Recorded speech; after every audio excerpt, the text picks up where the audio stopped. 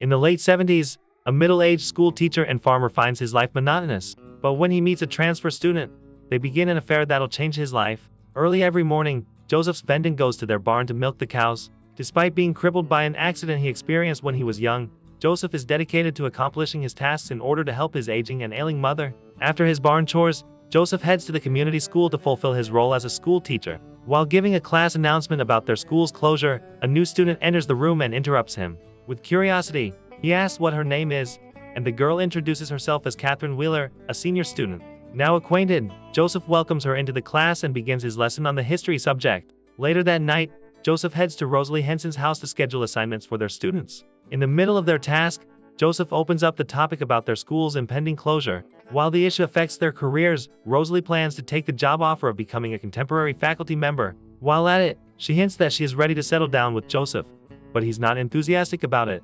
As a middle-aged man, he's worried about his future, especially since the school's closure will leave him jobless. Not interested in continuing the conversation, Joseph uses his mother's deteriorating health as an excuse to leave Rosalie's house. One day, a U.S. Army retiree, Nathan Wheeler, alongside his daughter Catherine, visits Joseph's farmhouse, hoping to board Bolo, Catherine's horse, in his barn. Nathan offers to pay him $175 monthly, and Robert gladly accepts. Upon hearing Joseph's acceptance, Catherine excitedly fetches Bolo. As Catherine tends to Bolo, Nathan arranges a check for Joseph and thanks him for accepting his proposition. After their negotiation, he rushes his daughter since they need to leave, but Joseph offers to drive her home so she can spend more time with Bolo. Nathan feels grateful for Joseph's kind gesture but orders Catherine to behave before leaving. Shortly after, Joseph drives Catherine home, but while on their way, the two converse. Catherine asks Joseph about his plans for next year, but he simply replies that he doesn't know. With that, Catherine inquires him about the things he's good at, but the man appears baffled by her question.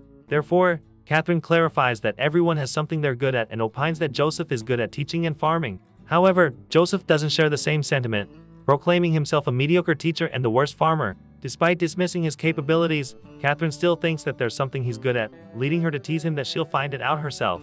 The next day after hunting for a game, Joseph comes home just in time to see his mother with Dr. Evans. He expresses his appreciation for the doctor for taking the initiative to fetch her mother's medicines from town. While Joseph busies himself by storing his hunt, Dr. Evans reveals that the Wheelers are the new owners of their town's pharmacy. When the doctor tries to introduce who the Wheelers are, Joseph interjects, telling him that he's met them already. Though surprised, Dr. Evans takes this opportunity to gossip about them, especially Catherine. He reveals that Catherine is a different girl. Her mother's an alcoholic and Nathan's on a mission to withdraw her from it. However, Joseph is not interested in their family affairs, so he changes the subject. After their chat, Joseph walks Dr. Evans to his car, and the two talk about his mother's condition. Dr. Evans sadly admits that Joseph's mother has a limited time, and the pain she is experiencing will worsen. Though sad, Joseph accepts her mother's fate, especially since she's not interested in getting chemotherapy due to the hospital's distance. The following day, Joseph drives home after class to check if Catherine has visited Bolo. Upon arriving at the barn,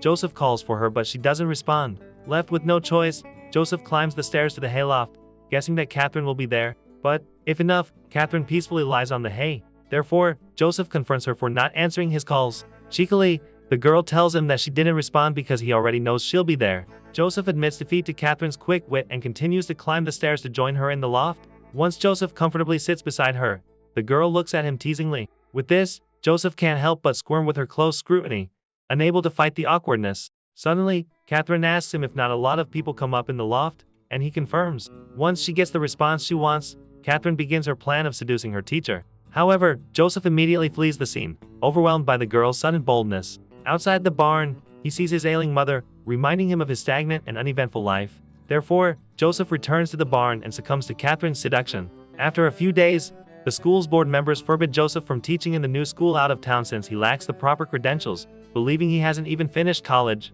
So Joseph, alongside Rosalie, tries to make an appeal and provides a sound reason. The board members have made up their minds, and they reject him. Despite the rejection, Joseph aims his head high, knowing he served the institution well. During the night, the couple lay in Joseph's bed together, and Rosalie urges him to propose to her. Instead of complying with her wishes, Joseph tells her he wants to make her happy. Rosalie confirms that he does, but Joseph asks her if he makes her happier than her late ex-husband, Orrin. With a click of her tongue, Rosalie leaves, not in the mood to talk about her past. The next morning, Dr. Evans visits Joseph in his barn and invites him outside as he has something to give him. Once outside, Dr. Evans gives him his hunting rifle since he's too old to hunt. In gratefulness, Joseph hugs the man and excitedly gets in his car to drive into the forest. Later that evening, Joseph plays the piano, catching his mother's attention. Upon seeing her, Joseph smiles and continues to play the tunes for her.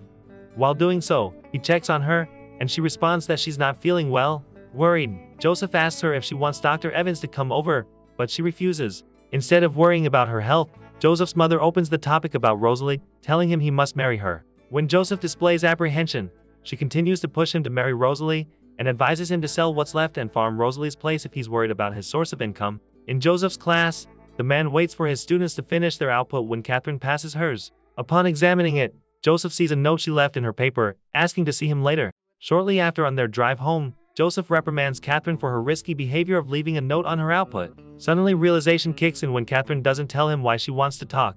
Nervously, Joseph asks her if she's pregnant, but Catherine tells him no, as she wears a contraceptive whenever they're intimate. In spite of that, Joseph's still worried, so he asks her if she wore a contraceptive the first time they made love. When Catherine confirms, Joseph asks her if she knew they'd make love that time. Mischievously, Catherine once again confirms and teases him that she has a premonition of it. Not wanting to dwell on the topic, Joseph resumes interrogating her about why she summoned him. Immediately, Catherine's mood shifts, and she admits she is pregnant.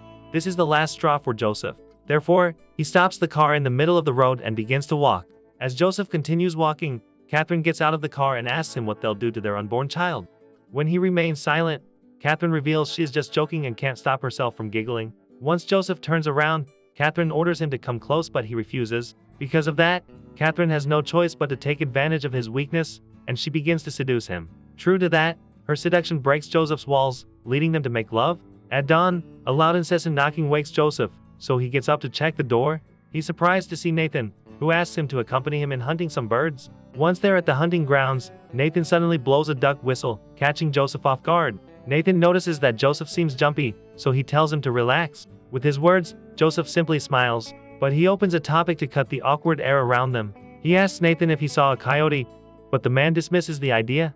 Instead, Nathan tells him that what he saw was a wolf, and he promises to punish it himself. He thinks the wolves deserve to be disposed of since they're greedy creatures. With chills running down his spine, Joseph remains silent as he feels like Nathan's cryptic words are directed toward him. Thankfully, the duck's arrival catches Nathan's attention, and they proceed to hunt them. After some time, Catherine visits Joseph at his barn and gives him a 20-year-old bourbon. Joseph gladly accepts the liquor but refuses to drink it on the spot as he's hungover. On his way to his seat, he asks Catherine if she wants to see her horse, but she refuses. Instead, she tells him she wants to make love. However, Joseph doesn't take her bait and shifts the topic to her mother, wanting to get to know her better. Though surprised by the sudden question, Catherine expresses her resentment toward her alcoholic mother and swears not to be like her. Immediately, she resumes seducing Joseph, not wanting to dwell on her mother. After their intimate moment, the two fall asleep without a care in the world, making them unaware of Dr. Evans' presence. The doctor wakes Joseph, disappointment evident on his face. Upon waking up, Catherine buries her face on her lover's flank, whereas Joseph appears disoriented. Once Joseph sees Dr. Evans, he calls for him, but the doctor never looks back due to his immense disappointment. Shortly after, Joseph meets the doctor at the local pub, hoping to have a rational conversation with him.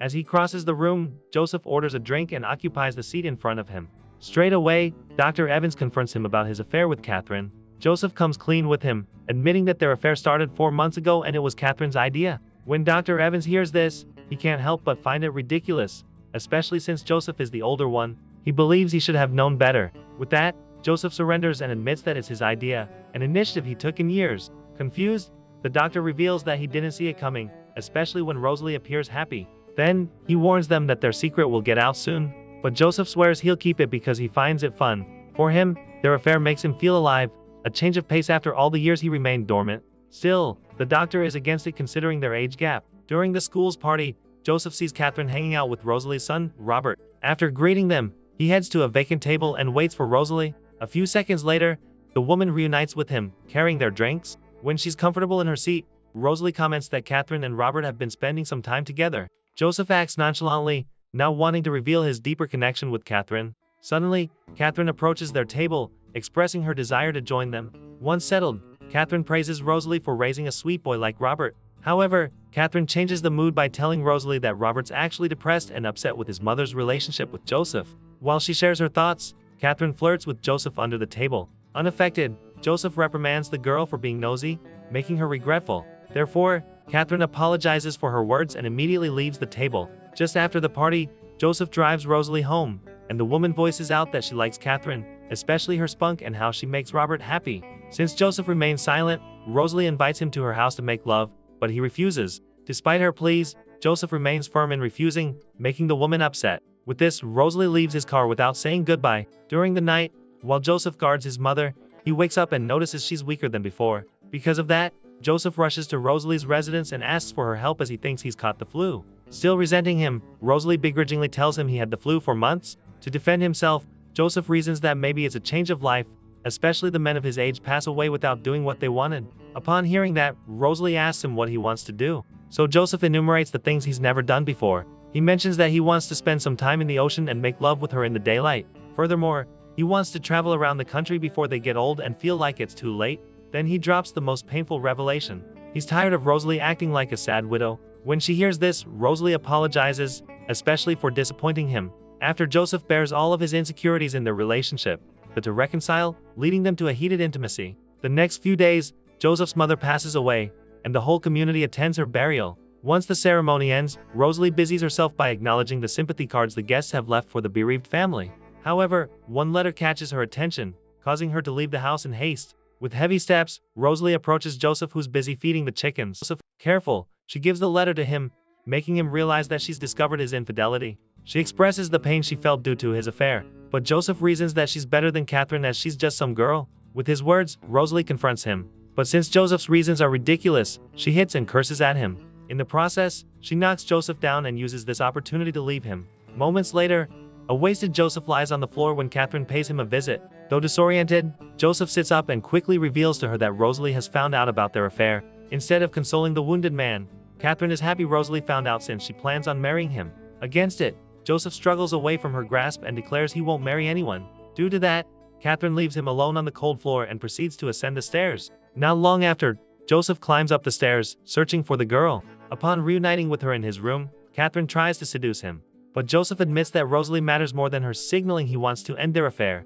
With his words, the girl threatens him he'll regret his choice, and she leaves. Once alone, Joseph's sights land on his broken picture of the ocean, reminding him of his wish to spend some time in it, a plan he'd previously opened up to Rosalie. Because of this, Joseph visits Rosalie's house, hoping to mend their broken relationship. When he enters her house, Joseph admits to her that he refuses to marry her because he doesn't want to be Oren's ghost for the rest of his life. However, Rosalie tiredly tells him she wonders why she sacrificed her life over him, someone who doesn't see her efforts. Now her hostility is growing, and Rosalie sends him away, but Joseph stubbornly stays and lays on her sofa. The next morning, Joseph adjourns his class when he sees that Robert has yet to leave the classroom. To remove the awkwardness, Joseph tries to make a small talk, but Robert's resentment towards him makes the boy remain silent. Still persistent in building a connection with him, Joseph offers to tell him anything he wants to know. So Robert inquires about his father Oren. With a glint in his eyes, Joseph shares how he admires Oren as he is good at everything except fishing. After hearing this, Robert asks another question about why did Oren participate in the war.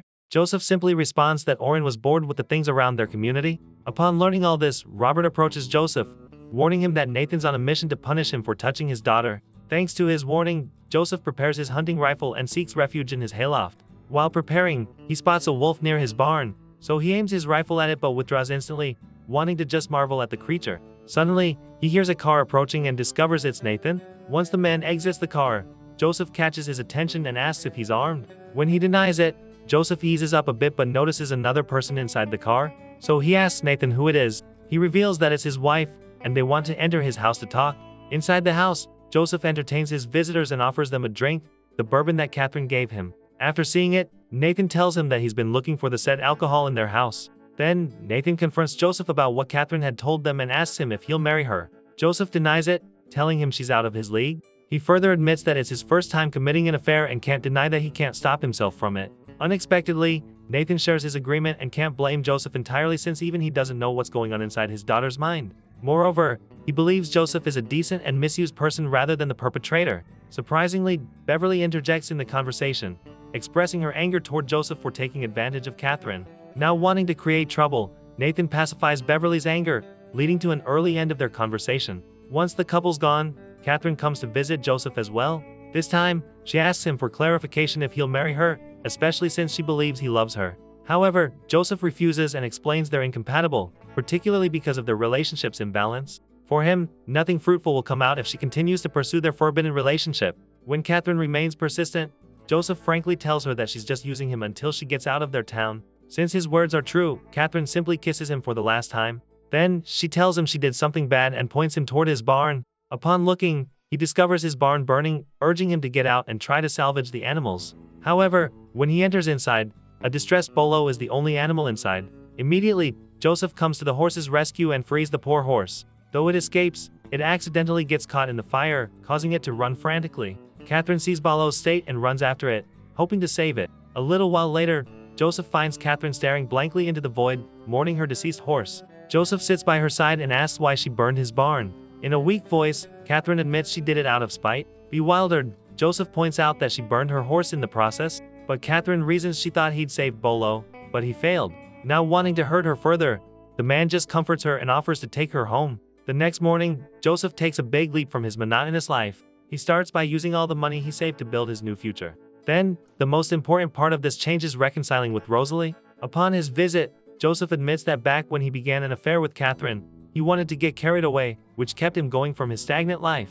However, when they got carried away the night they made love before his mother's death, he realized he loved her more than anything else. With that in mind, Rosalie turns to him and admits she also wants to get carried away. Due to her honesty, Joseph hugs her and professes his love for her. After some time, the couple go to the beach, planning to live their lives wildly and freely moving forward. Subscribe to watch more videos like this, turn on notifications and leave a like to help the channel out. Thank you for watching.